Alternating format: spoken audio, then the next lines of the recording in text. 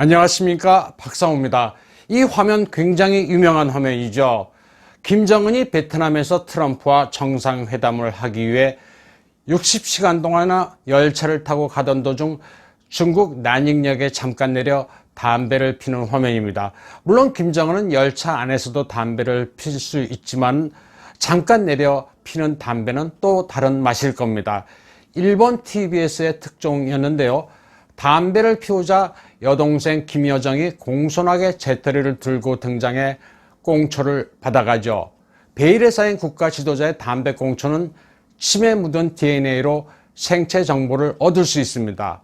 침, 머리카락, 혈액, 대소변이 모두 중요 정보입니다. 북한이 이렇게 극도로 감추려고 하는 김정은의 생체 정보는 그러나 중국이 이미 2017년에 미국에 넘겼다고 합니다. 미국과 중국 간의 법 집행 협력을 증진시킬 기회라는 캡션이 있고요. 왼쪽 화면은 스티브 배넌이죠.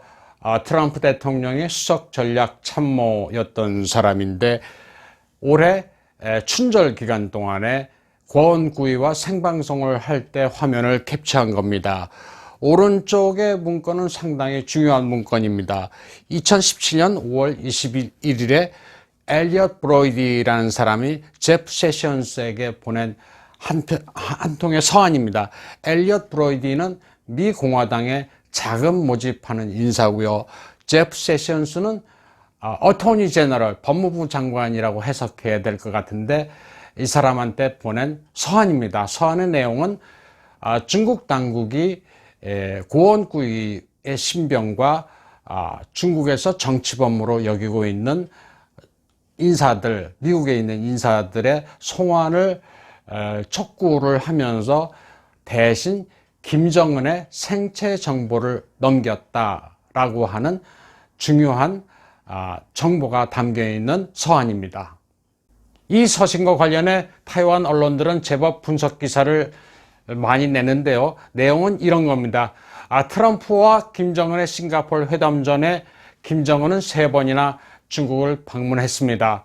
당시 중국과 북한은 혈맹이라는 기사가 쏟아져 나왔는데요. 하지만 이 문건에서는 김정은과 그 가족들의 마카오, 중국 은행에 계좌 정보와 자산 정보를 넘긴다는 조항이 있었습니다. 이뿐 아니라 지문과 대소변 정보도 넘긴다는 것도 포함되어 있었습니다. 2017년은 중국이 고원구이를 송환받기 위해서 상당히 공을 들인 시기고요. 그 당시에 중국 공안 요원들이 워싱턴, 뉴욕에서 고원구이를 납치하려다가 실패한 그런 첩보 활극이 벌어진 시점입니다.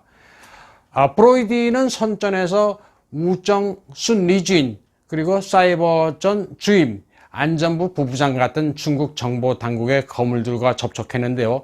이 가운데 순리주는 정치 보위국 인사로 김정은이 베이징을 방문했을 때 생체 정보를 수집할 수 있는 위치에 있었다고 고원구이는 폭로했습니다. 고원구이는 김정은이 베이징에서 접대를 받아 100만 유엔 이상의 마오타이를 마시는 동안 중국이 그를 팔아넘겼다고 했습니다. 고원구이는 또 이렇게 폭로했습니다. 김정은의 생체 정보가 미국에 갔으면 또 어떤 나라가 공유를 했을까? 일본, 영국에는 전달되지 않았을까라고 이야기를 합니다. 그러면서 김정은에게 중국을 너무 믿지 말라고 경고를 했습니다. 그리고 베이징에 가서 당장 순리진 왕시산에게 물어봐라. 왜 그런 짓을 했는지, 무슨 정보를 넘겼는지 따져보라고 비우셨습니다. 그러면서 중국 공산당에 속지 말라고 이야기를 했습니다. 달라이 라마도 속고 홍콩도 일국 양제라는 말에 속았는데 지금 보니까 그거 다 무시되고 있다. 또 타이완도 량안 일가친이라는 얘기에 속았는데 적화될 위기에 처했다. 그리고 미국도 중국에 속아서 WTO에 가입시켜줬는데 그것이 오늘날 와서 자기 발등을 찍은 셈이 됐다고 이야기를 했습니다.